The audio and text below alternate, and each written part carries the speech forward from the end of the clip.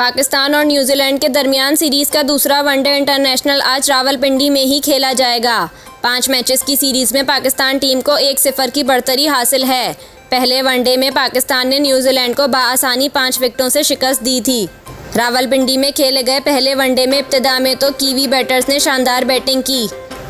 Willing ने 86 runs बनाए, Daryl Mitchell ने सेंचुरी स्कोर की। फिर पाकिस्तानी बॉलर्स ने अच्छा कमबैक किया और कीवीज़ को 7 विकेट पर 288 रन्स तक महदूद किया।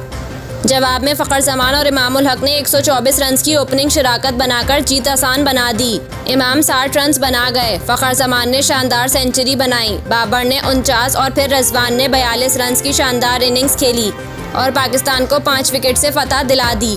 सीरीज़ का दूसरा मैच आज रावलपिंडी स्टेडियम में ही खेला जाएगा। दोनों टीमों ने मैच की तैयारी के बजाय आराम को तरजीह दी। मैच पाकिस्तानी वक्त के मुताबिक सपहर 3:30 बजे शुरू होगा।